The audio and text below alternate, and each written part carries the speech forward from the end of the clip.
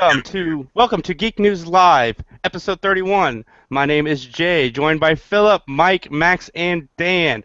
Lots of exciting stuff happening tonight. So, first, how's everybody doing?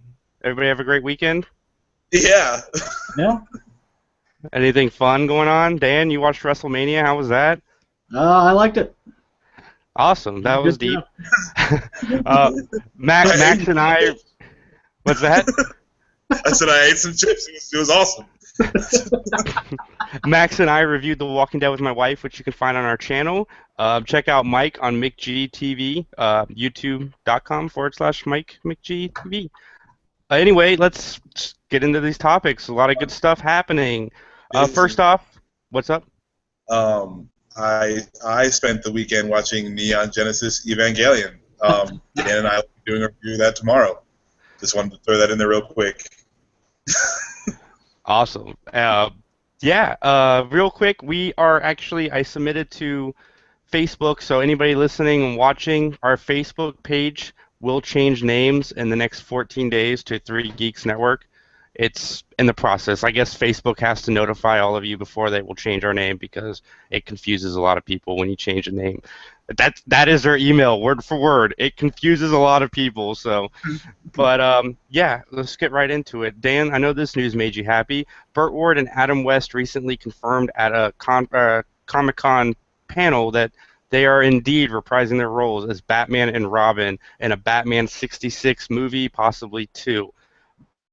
I'm going to let you go for this first, Dan. I'm a big fan of this, but I'm going to let you do it.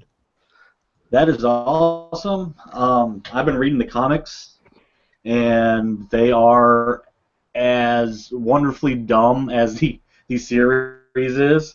We can only hope the movie has like the fake shark and the shark repellent.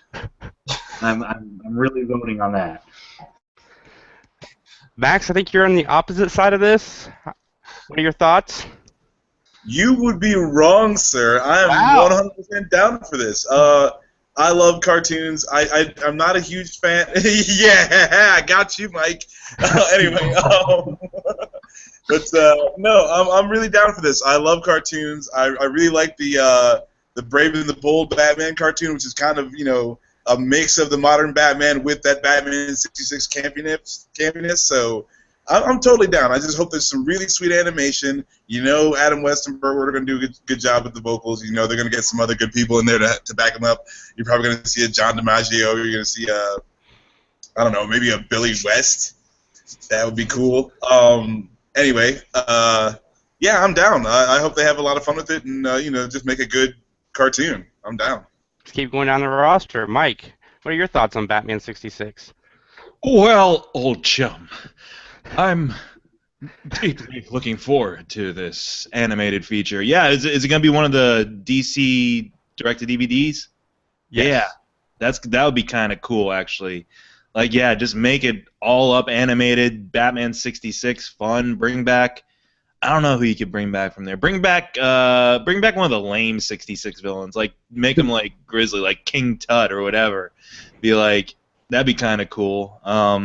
But no, I've always loved Adam West and Burt Ward, and they got to have a cameo by Mayor West, if anything. Just him being himself, meeting himself. Mayor West is mayor of Gotham. I'm really looking forward. Yeah, like Max said, what other kind of vocal talent they'll get behind it? Who are they going to get to be Commissioner Gordon or O'Hara? And do we need a Aunt Harriet? So yes. I'm looking forward to seeing who they can get to kind of take on those legendary roles, and the game is afoot. That's like walking and West. Sorry. See, I'm not mega excited, but it'll be interesting. Because when I was a kid, I loved the show, and then as I've gotten older, I don't really appreciate the show as much. I appreciate some of the campiness, but I can't just straight watch them anymore. But I think the animated feature might actually make it even more fun and more zany, and might actually be kind of interesting in that regard. So I'm actually kind of intrigued by this. More so than I thought I would be, honestly. Yeah, I am very excited about this. We live in the universe, with shows like Heroes and Twin Peaks and all this stuff coming back. and giving us more content in these universes. Now we're getting, I mean, Coach is coming back, but now we're getting Batman 66, and I'm excited about this because why not? Why can't Adam West have a place in this Batman universe? And so, yeah, and I hope that if they put the Joker in this, we get the mustache painted over, even though it's Oh, animated. awesome! That would be so awesome. Can't not have it, right? Coach coming back. Quick question: did anyone read the Batman meets Green Hornet thing? That was the crossover that they did in the comics. How was that? It was all right. Is that all right? Because I remember I saw something and they had Cesar Romero Joker with the mustache, and I was like, Yeah, no, it was all right. Again, I'm not a huge fan of that, but I did read that just because I'm kind of a Kevin Smith fan, so he said to read it, and I did. I wonder if they'll use some of the unfilmed scripts, like when they had Two-Face, because they had written scripts for Two-Face to be in one of the episodes. I wonder if they'll go down that route and produce, some of the unwritten stuff. That could be exciting. But again, as long as DC puts out a high quality direct to DVD animation, but as long as they're doing a good job, I don't care. Let them have fun, fellas. Go crazy. Next up, this is just dropped on Facebook and news sites, I guess. But Stephen Amell from Arrow fame will be playing Casey Jones in Teenage Mutant Ninja Turtles 2. Shell-shocked. Yes, I give you good news in casting and bad news in title because shell-shocked, whatever. But Stephen Amell is the best news that this franchise has had in 20 years. That's when Turtles in Time came out 20 years ago, right? Mike, I'm going to let you take this. You're our Ninja Turtle resident. How do you feel about this? I think that's actually pretty good casting for Casey Jones.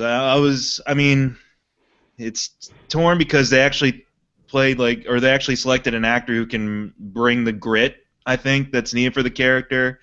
I liked Elias Koteas as Casey Jones originally. In fact, I had met Elias Koteas when I was living in New York City, and he'd done a bunch of stuff up until then, but my friend and I were like, we just went up to him, it's like, you're Casey Jones! And he's like, oh yeah, I did those movies, didn't I? And so that was fun. So he'll always be my Casey Jones, but I could see Amell as a good Casey Jones. At least it's not Shia LaBeouf, so that works. My main source of contention right now is that title. They decided to name the sequel after the godforsaken rap single that came with the first movie. So it's a serious sounds like a serious Casey Jones choice, but that title suggests that they're going to lean heavily into full-on silly. So we'll see. I still want my Ice Cube as Bebop. That's all I know. Oh, Ice Cube would kill Bebop. Philip, how do you feel about this news, man? So I'm kind of excited to see. Well, I'll be honest. The idea of him excites me, but I realize the movie is not going to execute on what my idea would be. So, with that regard, I'd say it's good casting if they would actually do something interesting with it, but we'll see. I mean, the last movie didn't really keep me, and I doubt this one will be. And with the title, it sounds like they're going for the same audience that they hit last time, so good for them, new generation, I guess, at least getting into Turtles. That's the way I have to look at it at this point. Awesome. Max? I took Mike's advice, and I've been reading the new IDW Ninja Turtles that's out right now. If they pull some stuff from that, it could actually be good. Like if they would just do the right thing and take what has already worked and steal it and put it to their own. I mean, I just people do it all the time. So why don't you just do it with something that's good? Like Michael Bay doesn't learn lessons. Are you kidding me? I mean, come on. It's not that hard. Like they already wrote it. It's already there. So just take it. I mean, and I'm sure they'd be happy to give it to you. Anyway, Stephen what's that dude's name? Stephen Amell. Yeah, Stephen Amell. Yeah, he's cool. Casey Jones. Sure, why not? Whatever. Who cares? That movie's gonna suck balls. They're gonna ruin the crap out of it. Yeah, as much as I'm a diehard Ninja Turtle fan, I got to admit, yeah, this new direction kind of sucks. But I mean, the whole franchise is stupid, so whatever. Dan? Yeah, if we get Ice Cube as Bebop, I will actually watch the movie. But as far as the Arrow guy, you put him, a pretty good actor who's going to be like the top actor in that movie. That still doesn't make it good. And as far as the title, it makes me think of. Remember when your guy would die in the old Turtles, the arcade game, and it would say shell shocked. That's Shell shock. Yes, exactly there, Mike. Fantastic. I think pretty sure I'm the only one excited about this next bit of news, and it's only because the creator of this show that I'm about to discuss, he needs to put his heart and soul into this reboot in order for it to pick up, because the first season of Heroes, in my opinion, is one of the best seasons of television. The first season, I really like it. It's in my top 20 seasons of all time. But the show went to crap pretty quickly. It started to redeem itself a little bit in season 4, but it was too little too late at the time, and they're bringing back Hiro Nakamura for the reboot, and if in season 1 they made it seem like Hiro was destined to become some kind of badass, and I have to admit some of the cheesy moments with him and his little comic sidekick got me through some of the bad parts of Heroes just because it was cheesy, but it was at least somewhat funny in my opinion. Anyway, I if it's done correctly, I'm okay with it. If it's season 2, 3, and 4, Hiro Nakamura, I'm not okay with it. Philip, you're the one who got me to watch season 1 of this show. You hyped it up, I watched it, and I thought it was excellent, and then season 2 happened. So how do you feel about the reboot, Hiro Nakamura coming back? So, with the original reboot, I was more willing to accept it with HRG being the only person coming back, especially since they said they're not going to they're not even really doing a true reboot, because they're still keeping the previous universe. I mean, if they're doing a true reboot and then maybe bringing Hero back, then maybe I'd be on board, because then at least there'd be some things I know they could explore that wouldn't be a true reboot, but we know they could go further with it rather than get lost. So, I don't know. I'm really annoyed by the fact that they're bringing it back, because to me it makes me think that they don't have an idea on what they can do next. That's really what it makes me think. It makes me think that he's trying to tread old ideas because he can't come up with an interesting one. Maybe I'm wrong. Maybe he's just trying to expand upon it. Maybe he'll only have Hero in it just for a split second and then kill him off and basically create a new timeline. Then maybe that would be interesting. That would at least be more intriguing. But I mean, I'm all wait and see. I mean, I will probably watch the first episode just to see, because I generally will do that with most shows, but I don't know if I'll be very forgiving like I was with season 2 and 3. Max? Yeah, bring the little guy back. Why not? Let's do it up. He can get his little Nissan Versa. We can, have some hygiene. Why not? Fuck it. Yeah, no, maybe like he'll gather up all the heroes and then he'll like take him to World War II, and they'll be like in this like Nazi camp, and they'll be stuck in World War II. So now they got to like pull hijinks and stuff like that, and they're always like crawling through the camp and whatnot, and doing good deeds and whatnot. It'll be fun. Philip, you brought up something, and Max just kind of reminded me of it when he mentioned World War II. The one thing that killed this show was time travel.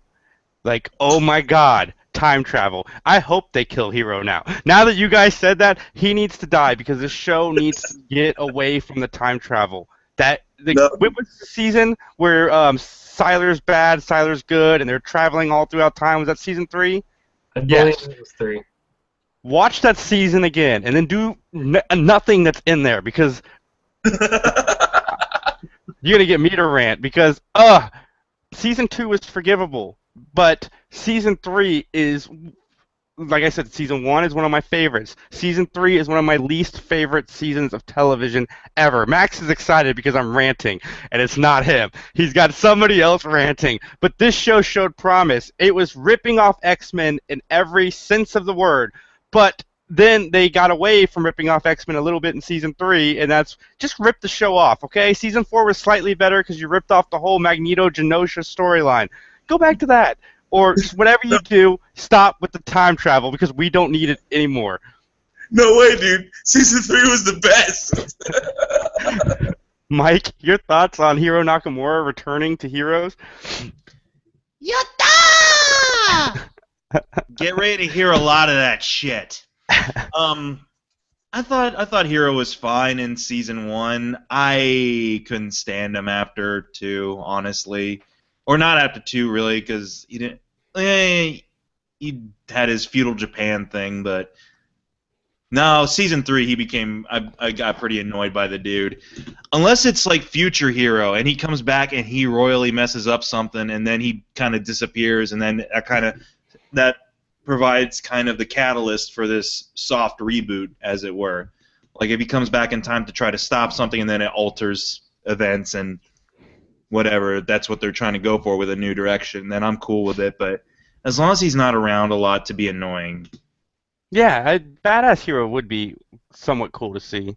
Yeah, give me a goateed Hero. He'll be fine. Dan? I didn't watch much past like the middle of season 2 of the original because I just thought it started sucking so bad. As much as I watched, I kind of liked Hero because it was back when he was like stopping time and he was so proud of that. And that was kind of cool, but apparently he sucks later because none of you guys like him. So I'll decide with you guys, and yeah, whatever. Well, I'm not sure if it's because we don't. For me, I know my thing about Heroes personally was that the novelty was kind of wearing off by season 3, definitely. Is that maybe this limited series idea will work well for a refocusing of the franchise. But yeah. Yeah, I hope it does. And you know, the actor who plays Hero is like on Hawaii Five-0 full time, so I can't imagine that he could be doing 2, full-time things in a year. But I mean, we'll see. I hope it's just a small deal to kind of get things pushing forward. I guess we'll find out. Next up is the second Star Wars trailer will indeed debut in front of the Avengers 2, which has pretty much been speculated since Disney bought Star Wars and they were announced that they were coming out in the same year. I can't wait to go see the Avengers in a month and watch the Star Wars trailer, which I hope we see the original cast. And yeah, Max, you're our Star Wars guy. How do you feel about this news? Yeah, okay. They already had my money. I was already going to be there. So great. Now you're telling me the Avengers or the Star Wars trailer. Awesome. That's awesome. Great. Thanks, guys. Good job. I mean, that's awesome. That's it. So, what else is there? Philip, you're our other Star Wars guy. How do you feel? Yeah, I mean, I'm in the same boat as Max. I mean, I was going to go see Avengers anyways. This is just like adding icing to the cake or just everything. It's just like, that's kind of cool. Because I usually love to watch the trailers before big movies anyways, and this is just even more of a motivation to make sure that I'm actually there on time. So, I mean, that's very cool. I'm not too surprised. It'll be interesting to see what else they do with other Disney properties if they do something in front of Ant-Man, like you were saying earlier, but we'll have to see. Dan? Yeah, putting the trailer in the beginning of the Avengers means that I don't have to go to the internet to see the trailer. So that works for me. Mike? No Jefferson Starship in the trailer, no deal, Star Wars. You mean no masturbation machine in the living room? No masturbation chair with, Academy Award-winning singers, no deal. But, no, honestly, looking forward to it.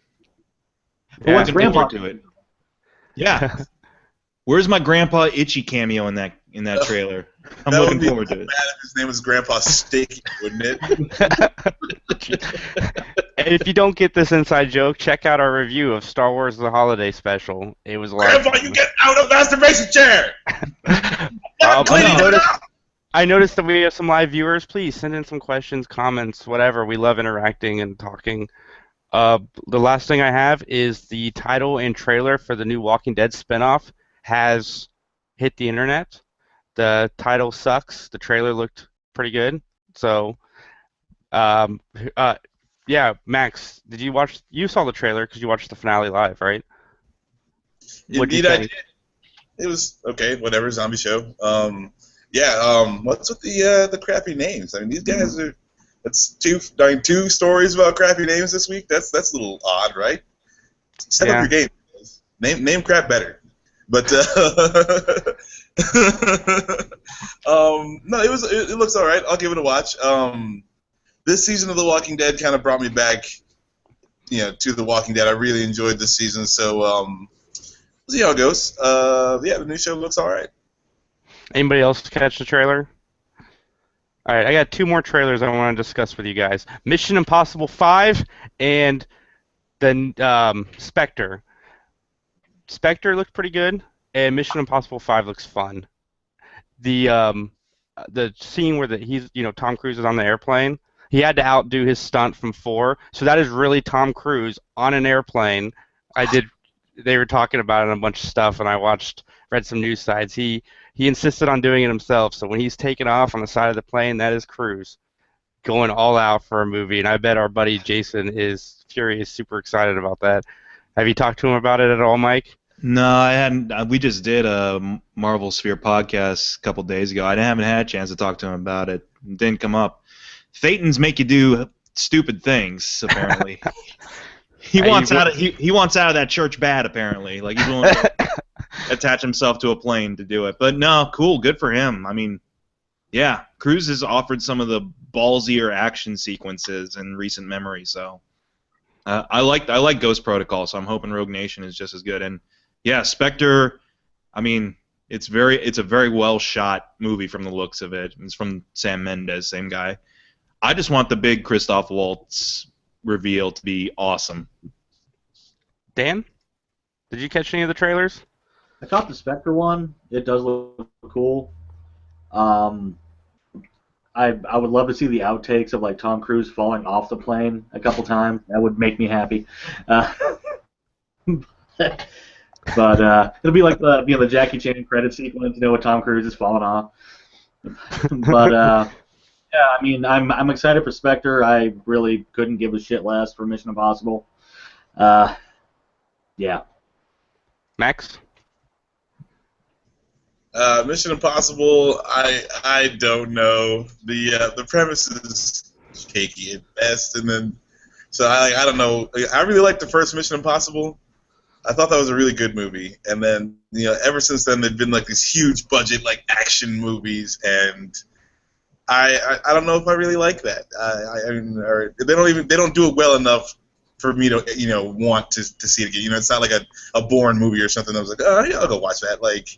So I don't know. I might wait on this one to watch it because I don't really care. But yeah, I mean, yeah, he strapped himself to a plane. Awesome.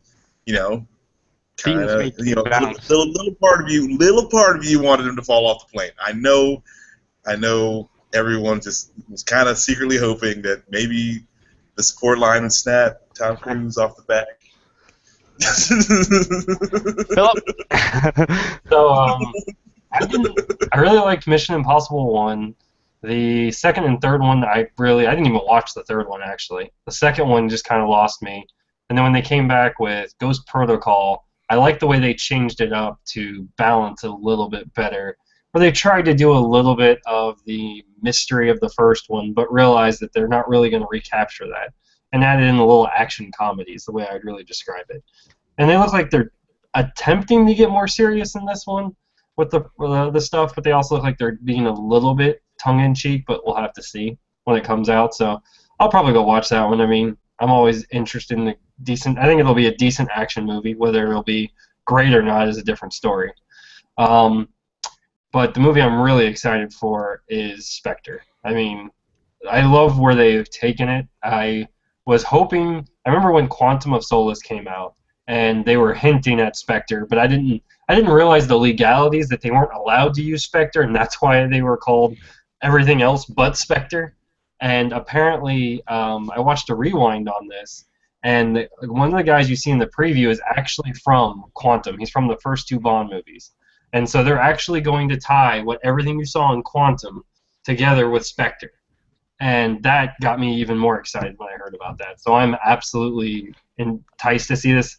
I'm hoping that, I don't know if I want Christoph Waltz to be Blofeld or not. I'll have to wait and see. I almost would be interested if he's not, and then it leads to Blofeld by the end of the movie. That would be kind of cool, but we'll have to see. Oh, and we forgot to mention Monica Bellucci being the oldest Bond girl. 50 years old, but she's still a Bond girl. She looks good for 50. She looks amazing. So. She is a goddess. Oh my goodness. Oh my God. That's perfectly fine with me. I'm good. Awesome. Yeah, I'm with you, Mike. I really liked Ghost Protocol. The first three Mission Impossible films just didn't do it for me, but Ghost Protocol was fun. It was a popcorn flick, kind of like the Fast and Furious movies. You know, it's Didn't good like the first fun one? for a couple hours. The spy genre isn't really my thing. Like, honestly, I just watched Doctor No for the first time, and I liked it. I'm not saying I didn't like it. I liked it, but that was the first Bond movie I'd ever seen. So I'm working my way through those now. But As yeah, long as it doesn't involve time travel, he's happy with it. no, I'm fine with time. Back to the Future is a great franchise. Anyway, real quick before we get to Philip's news, some things that are coming on our channel. We have the Omen review sometime this weekend with Dan, Mike, and I. Philip and I will be reviewing Mad Max. We have Sports Nerds Thursday night at 7:15. Max, is that correct? Animaniacs is Wednesday night. Next week, Max and I will be discussing M. Night Shyamalan and his good parts of his career, the bad parts of his career, how we feel he could, make his career slightly better. And any of you guys, Dan, Mike, Philip, if any of you guys want to join us, feel free. It's a fun one because, he has some good movies and he has some really bad ones. So it'll be fun to discuss. And then our first summer movie hits this weekend with Furious 7. Max, myself, and my wife will be reviewing that probably Friday evening. It'll hit YouTube, so definitely check that out. And yeah, let's get into it. Philip, what do you got for us, buddy? All right, so I got a big news for Xbox One, really, mostly. Microsoft fans, Halo 5 officially got a release date, much earlier than everyone expected, of October 23rd. The trailer actually looks interesting from what I've seen. It looks like they're going to try and bring it back from all the harm that the Master Chief Collection caused with all the issues. So we shall see what happens. I don't know if I'm necessarily excited as I used to be, but it looks intriguing. And at least we have a date. Again, that's 10/23/15. All right.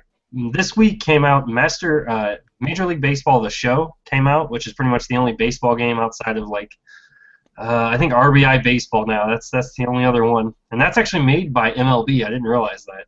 Apparently, they actually have their own game development studio.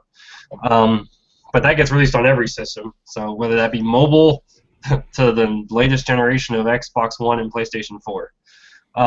And then I don't know. I think that comes out sometime in April, but I haven't heard a date yet. And for Xbox One, Games with Gold, for April, you actually get double your content. Child of Light and Pull Nation FX. Pull Nation FX apparently was a game that came out a while back. It looks like an interesting billiards type game. We'll have to see. Child of Light I'm actually excited to play, so it's free if you've got an Xbox One. And then for PlayStation Plus, they've got games I haven't really heard of. I've heard of Never Alone, which was a PC game. I've heard that was an interesting game that's going to be coming out. Ara's Awakening, which seems like a platformer type game, and then Tower of Guns, which I didn't really get a chance to check that one out, but that comes out as well. Awesome. Dan, did you have any game news to add?